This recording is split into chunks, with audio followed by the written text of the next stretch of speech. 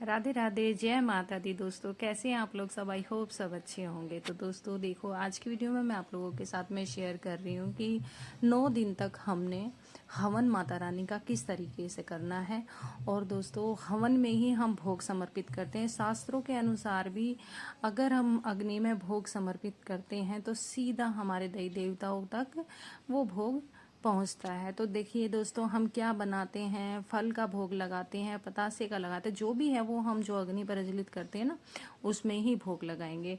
तो सबसे पहले दोस्तों देखो, हम अग्नि एक सबसे पहले हमने एक गाय का गोबर का कंडा ले लेना है, उपला ले लेना है, और उपला हमने जला लेना है। अगर आपके पास उपला ना हो तो दोस्तों आप कपूर पे भी भोग लगा सकते हैं, अग्नि प्रज्वलित कर सकते हैं। लेकिन एक टाइम अगर हो सकता है तो गोबर का जो उपला होता है उसी पे ही अगर लगाते हैं तो बहुत अच्छी बात है। तो दोस्तों देखिए, हवन करने के लिए जो भी हमने, जैसे कि हवन करने के लिए ना मिट्टी का पात्र आता है, वो भी ले सकते हो। नहीं तो जैसे मैंने बड़ा दिया लिया है ना, ऐसे ही आप बड़ा दिया ले सकते हैं। और इस पे हम थोड़ा सा कपूर डालेंगे और दोस्तों थोड़ा सा हम घी डालेंगे, जो कि अग्नि अच्छे से प्रज्वलित हो जाए और हम अच्छे से माता रानी का भोग भी लगा सकें।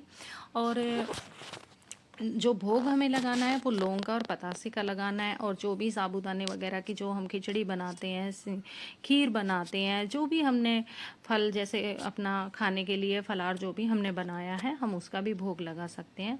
तो थोड़ी सी इसमें हम हवन सामग्री डालेंगे। पहले हम इसमें अपना थोड़ी सी अग्नि प्रज्वलित कर लेंगे, अभी कपूर वगैरह डाल के इस तरीके से। और 9 बार हमने ना दोस्तों, 9 बार अगर मंत्र आता है तो 9 बार आप इसमें आहुति छोड़े। और अगर आपको कोई मंत्र नहीं आता तो जय माता दी, माता जी का उच्चारण करते हुए 9 बार इसमें आहुति समर्पित करनी है। इस तरीके से हमारा ये हवन पूर्ण होता है। तो इस तरीके से दोस्तों देखो, ये लौंग का जोड़ा लेना है। लौंग का जोड़ा हमें साबुत लेना है, बिल्कुल थोड़ा सा घी में डिप करके, और ये हमने इसमें डालना है। और इस तरीके से अग्नि हमारी प्रज्वलित हो गई है। अग्नि के बाद में जो हमने पतासा भी लेना है, वो भी भोग लगाना है। और जो हमने खीर बनाई है साबूदाने की, वो भी हमने अग्नि में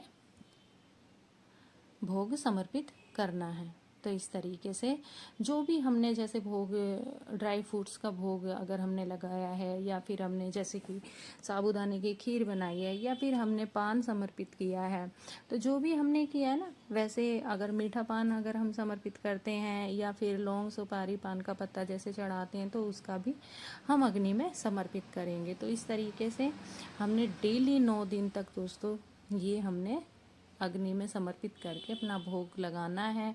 डेली का हमने सुबह हवन करना। देखिए, अगर हो सके तो आप डेली दोनों टाइम भी ये हवन कर सकते हैं, और नहीं तो सुबह तो दोस्तों ये हवन हमने करना ही करना है। अब थोड़ा सा हमने जल लेके और 3 बार हमने वार दिया है। तो इस तरीके से हवन हमारा पूर्ण हो जाता है। अब थोड़ा सा हम इसमें और कपूर डाल देंगे।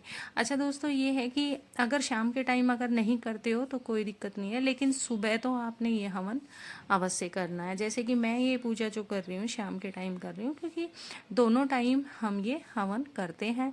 क्योंकि जो भी भोग बनता है, प्रसाद बनता है, वो अपनी माता रानी का सीधा हम अग्नि में भोग समर्पित करते हैं। क्योंकि कहते हैं अग्नि में भोग समर्पित करने से सीधा हमारे देवी देवताओं तक पहुँचता है।